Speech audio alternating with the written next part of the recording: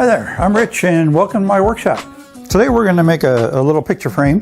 This is a different sort of a design for a picture frame. There's a lot of picture frames that have got a rustic sort of a design today. Instead of having the mitered corners, they've got more of a square corner design. And we're going to go ahead and make one, and we're going to make it look rustic. So let's get started. Everyone has pictures in their home, so kind of need picture frames to go with them. And buying little frames isn't bad. The bigger they get, the more expensive they get. And so being able to make a picture frame is a convenient thing to be able to do. And gosh, you can get really, really nice with them. Now, this particular design for a picture frame is a little unusual in that it doesn't have mitered corners. You go buy most picture frames in the store and they'll have mitered corners. But I'm seeing more and more picture frames that have square corners. In other words, this side piece goes all the way top to bottom, so is this, and then these pieces go in between them.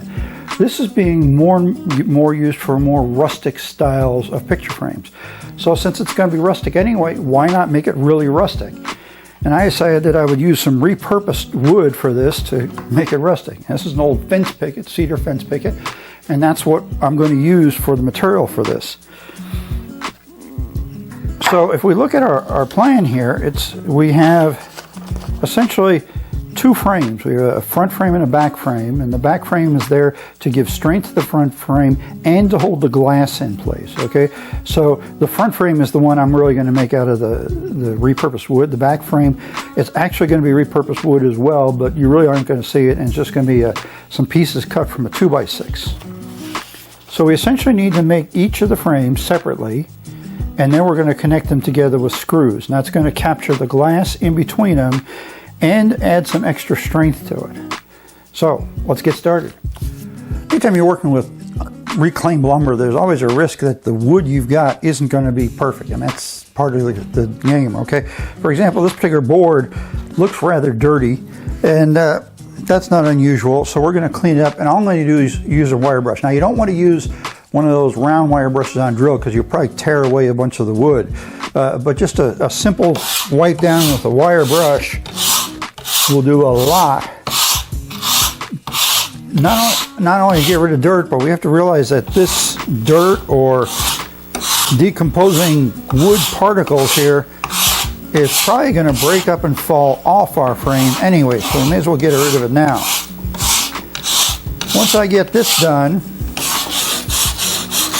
I'm going to rough cut my wood. And what I mean by that is I'm going to cut the pieces too long because I've got places I can see in here that aren't usable. Like there's a crack here and there's another one down there. I may have to be selective about the parts I use. So by cutting it too long, I can then cut it down to fit.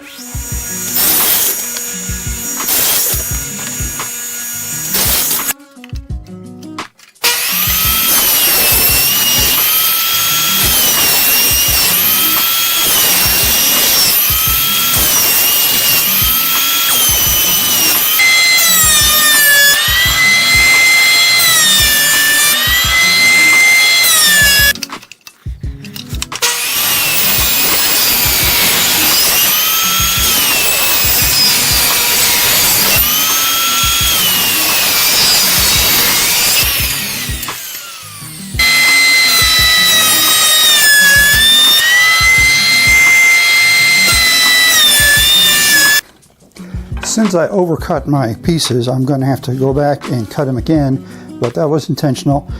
Because the wood is kind of dark, I'm using a Sharpie to mark it, but I'll mark it on the back side. And I'm going to do that because, I just really don't want those marks to show up after I cut it. So I'm taking my time to really look at the wood and see what the best parts are to work with. I could grab just whatever part, but I'd really rather have the best pieces I can get.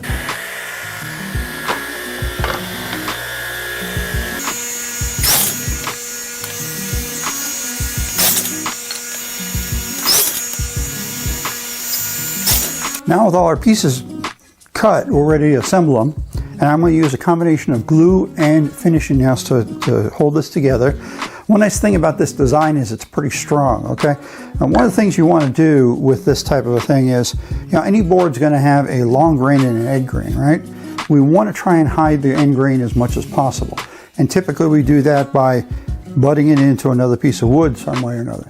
This design doesn't really allow for that because our frame has the two of the sides going all the way.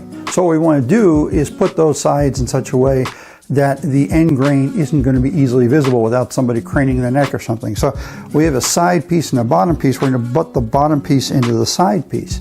The only way they're going to see then the end grain is to get under there. Okay, same with the top. You know, they have to get real high up. Now, if we did it the other way around, all they've got to do is step past it and look back and they see the end grain. So that's something we always want to keep in mind when we're designing a project is how are we going to hide that end grain?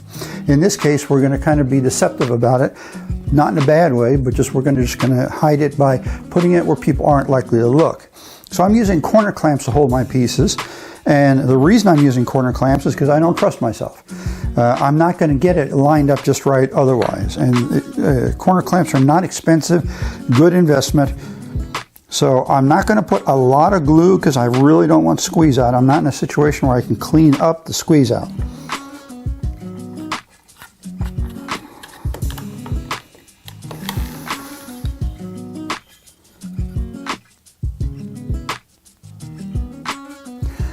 Okay, remember I've got a front side and a back side, so I want to make sure I leave my front side showing.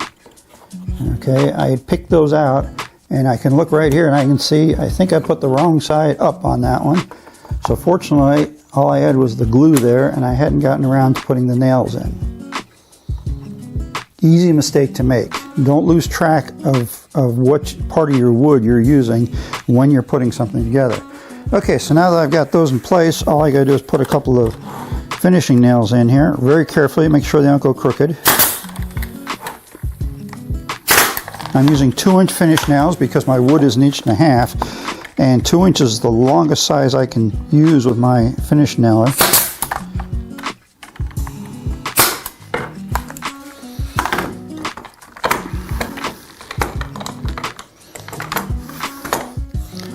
So now I can flip this around and, wrong piece, and take my other side piece and we can do the exact same thing. Okay, so now my parts have dried, the glue's dried, I'm ready to put everything together. I've gone ahead and set my glass in here. The way this particular frame design works, it traps the picture and the glass in between the two parts of the frame. Nice thing about that is that you can kind of do a floating design.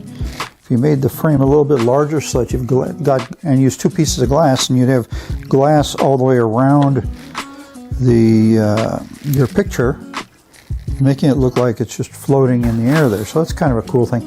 Now you really want to be careful driving your screws in here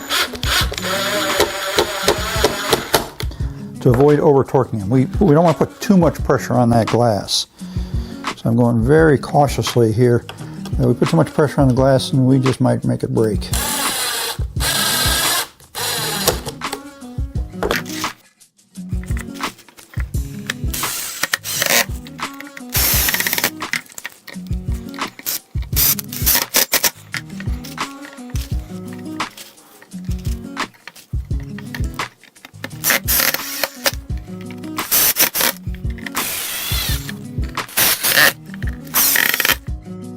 So there we go.